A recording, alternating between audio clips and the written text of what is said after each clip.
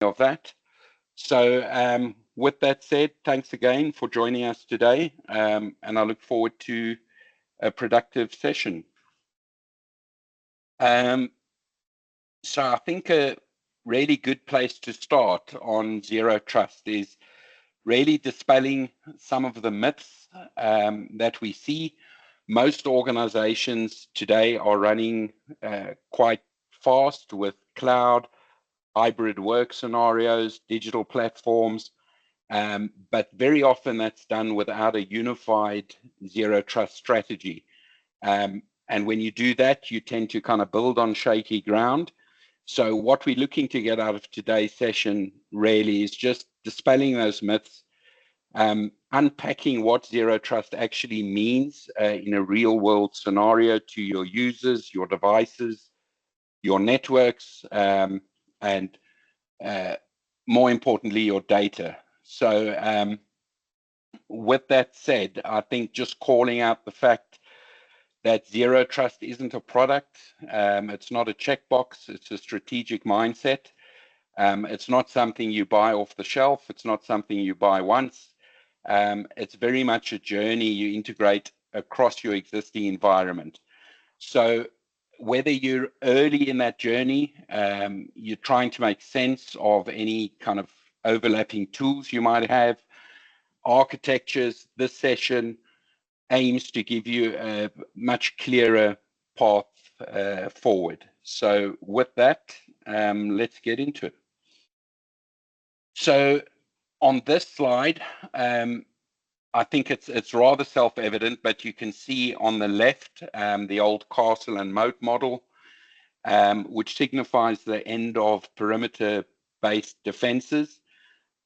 We're all acutely aware with the rise of mobile technology, cloud migrations, much more uptake in the use of SaaS applications.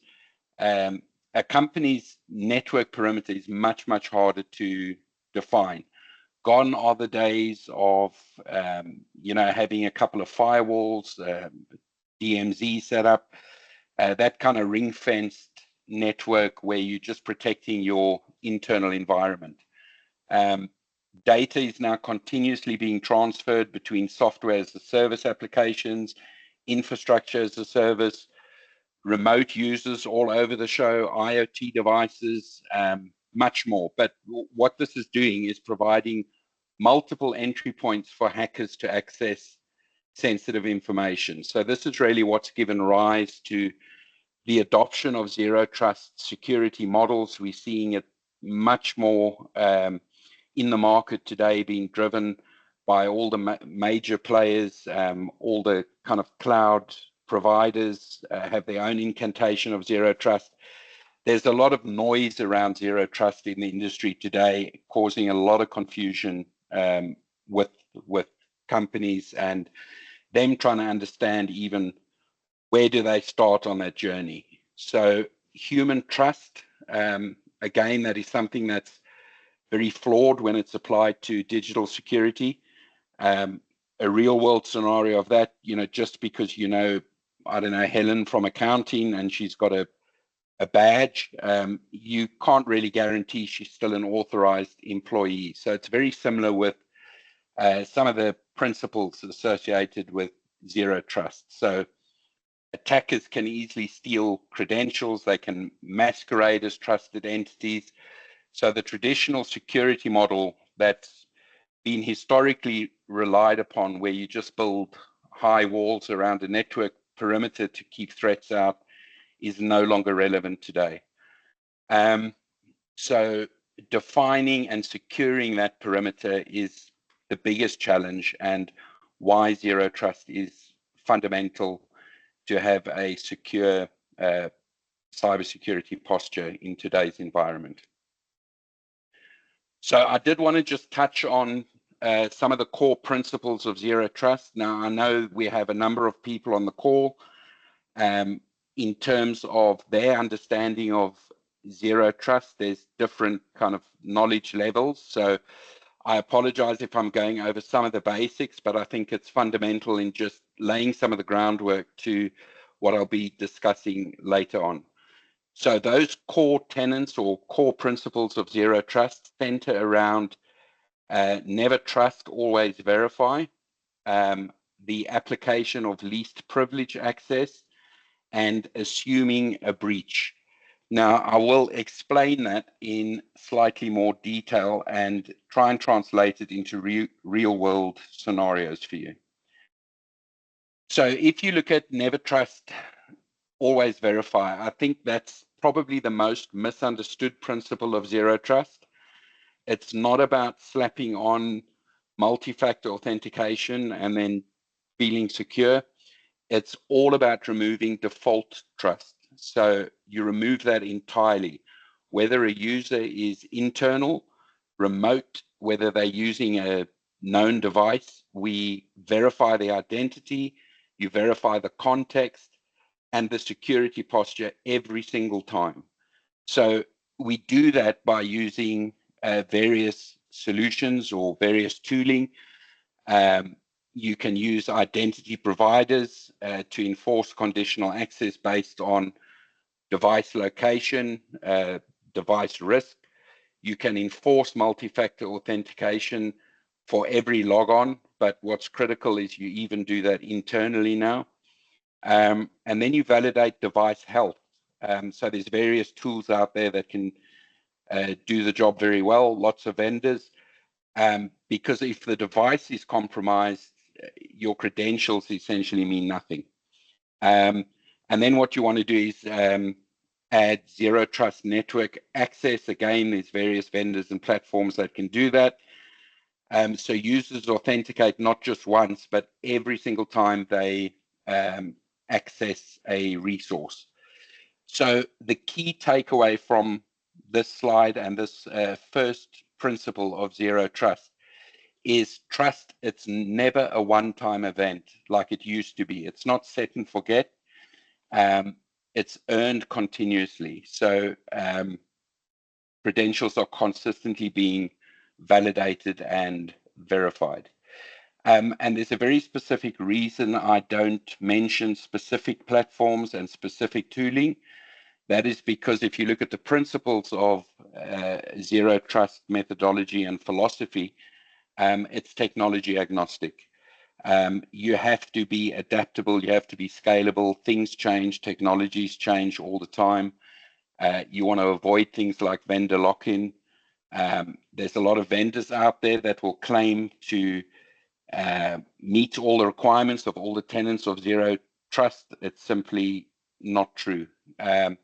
Some can do a lot very well, others can't, but it's all about aligning your current technologies with zero trust principles and strategy, and then plugging the gaps where you fall short. So the second one I wanted to talk about, the second core principle about applying least privilege, and maybe this one resonates with a lot of you. Least privilege means, in a nutshell, we stop handing out skeleton keys and start giving out task-specific, time-bound access. So the principle is relatively simple. Users should only have access to what they need for as long as they need it for, and not a second longer. So again, it's not the set and forget. If you think of a real world scenario, let's say a developer needs access to production, you give him elevated, maybe administrative rights, and it's set and forget, and it creates a security nightmare. So how you would deal with applying least privileged access according to zero trust philosophy is through various ways. You can do role-based access control. Again, it depends on your identity and access management provider, but you align access with roles, not just individuals. Just-in-time access. So there's various kind of privileged identity management solutions that allow you to do that. It allows for privilege elevation, but only when necessary. PAM tools is another way to apply least privileged access.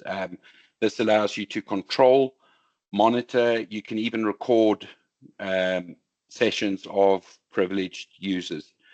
And then very importantly, micro-segmentation. So when you're applying least privileged access, you make sure users and systems can only talk to what they absolutely need to and what's relevant at the time. So hopefully you're starting to see there's a lot of moving parts when you try and align technology and tooling to some of these core principles. So again, summarize the slide, key takeaway, no more set and forget.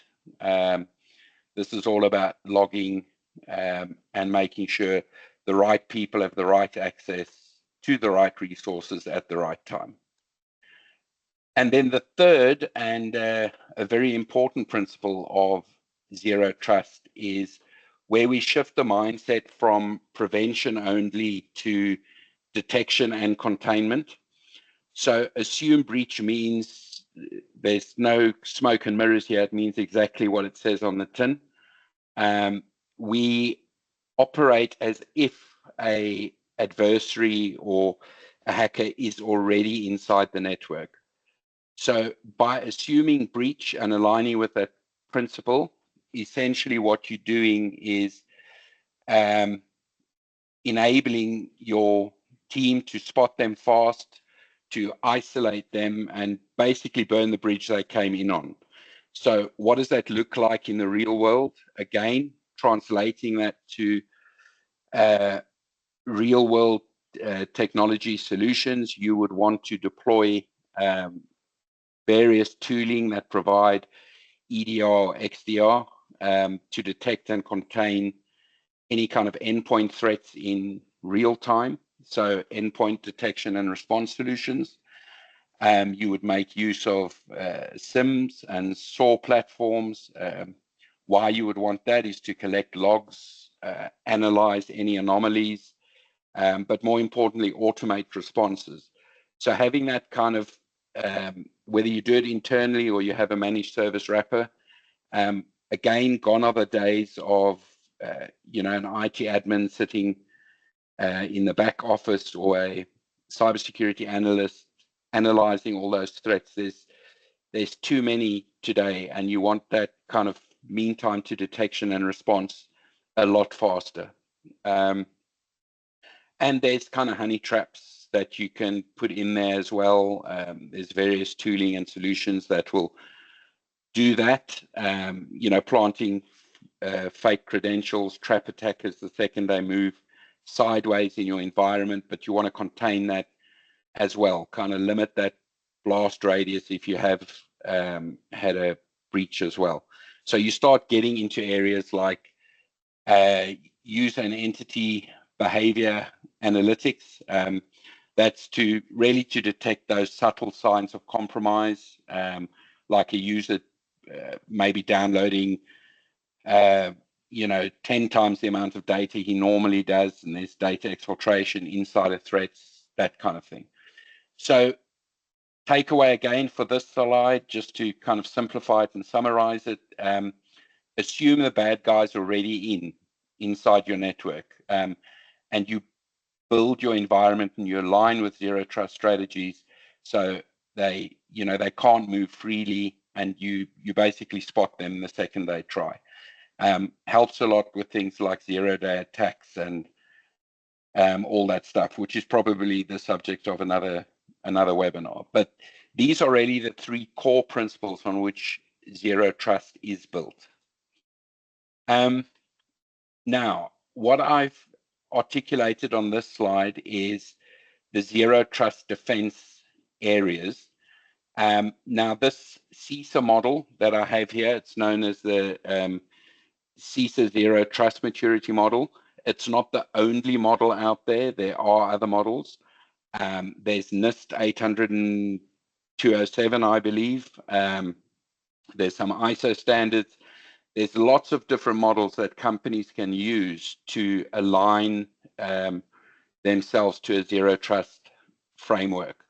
But what I would say from experience, when you start looking at NIST 800-207, that's a good framework, but it's more the theory behind zero trust. It's a sort of architectural Bible, but when it comes to building and maturing over time, the CISA model, why it's adopted so broadly in organizations, is because not only does it give you a roadmap and a checklist, but it also gives you the operational and the execution path. So you can see exactly where you're going, how long it's going to take you to get there, and you can build that out in phases. Like I said earlier, zero trust is a journey. It's not a kind of off-the-shelf solution that's done. So most companies will start small, understand the environment, and kind of build out. So with that said, and it being a practical roadmap, it really breaks it down into five pillars. So it's identity is the first pillar, then devices, network, applications, and data. Now, what that means, again, in the real world, when you look at identity, you're asking yourself the question, who's asking to connect, from where are they asking to connect, and with what are they connecting from? Again, devices, that really concentrates on things like device health, who's, again, like location, whether it's a mobile device, whether it's a corporate laptop, if it's an unknown entity, if it doesn't meet certain baseline configurations, that would be picked up there. Network, you're looking at where are they connecting from. Applications, you want to know what service or applications are they trying to access or are accessing. And then data, again, what data are they touching? So all of those pillars get assessed across 3 stages of maturity. So there's traditional. So if you think legacy, if you think firewalls, VPNs, that kind of broad access type, that's your traditional level of maturity. When you're looking at advanced, you're starting to integrate zero trust controls. So when you start looking at things like conditional access, network segmentation, maybe privileged access management, you're starting to get on the advanced rung of the zero trust journey ladder. And then optimal is where everyone would like to be, which is fully dynamic. That access is adaptive, it's real time, and it's deeply, deeply integrated into your technology stack. So I've probably said this a number of times, but I'd like to just reiterate it because it is a bone of contention when you have discussions around zero trust. It's definitely not something you turn on. It's a journey, and this model gives you a way to assess where your organization is today. The CISA model will allow you to prioritize what to tackle next. And then you can track your progress towards a kind of truly zero trust architecture.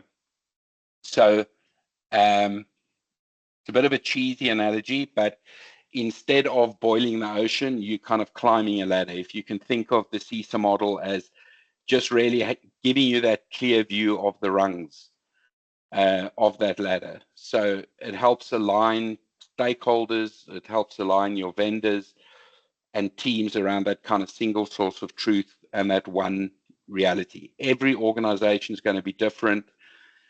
Too many organizations today, when you look at CISOs and you have conversations with them, they spend so much time on tooling and so little time on actual strategy. So zero trust journey is really about having that defined strategy, that clear roadmap, and looking for the easy wins and just getting on that first rung of the ladder and then having that journey, or a partner like Paragon Micro to kind of step you through that journey, and then build it out until you are eventually at that utopian kind of optimal stage. So on to the next slide, where I discussed those kind of pillars. I did call out the last two you can see in yellow. That is just because the DoD, Department of Defense in the US, have actually taken those maturity pillar levels and put it into the pillars. So there's kind of 7 pillars, but that's not to confuse you. It's just to kind of show the structure we align with when we talk zero trust. So those solution types in the second column from the left, that should really just give you a bird's eye view and a snapshot of the type of solutions that we look at when we try and align our strategy with the pillars of the CISA model. And then those example vendor solutions, I mean, talking for ourselves, Paragon Micro obviously has relationships with thousands of vendors and OEMs and partners. That is just a sample snapshot. It's by no means the be all and the end all. But what we like to do is actually help customers understand their current environment and then look at what can be leveraged and what can be realigned really to zero trust before we start closing gaps and plugging holes. So on this slide, we look a little bit more at the maturity model. So you can see traditional, advanced, and optimal. What we see from a lot of customers exploring zero trust, typical questions we get: where do I even start, right? The big fear: do I need to rip and replace my entire network or even my entire IT infrastructure? The answer to that is a clear, resounding no. You know, at least 90% of customers there already have solutions in place that are either not fully utilized, fully configured, that can be repurposed, realigned into getting started on that zero trust journey. Do I have to buy something? Do I have to make a big initial investment? Again, not necessarily. It's bespoke, tailored to your journey, your roadmap, how quickly you want to get from A to Z.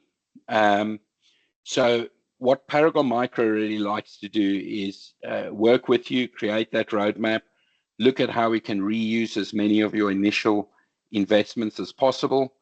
How can you kind of combine existing tools to align that? And how do you minimize that kind of capital outlay, new infrastructure, new software investment?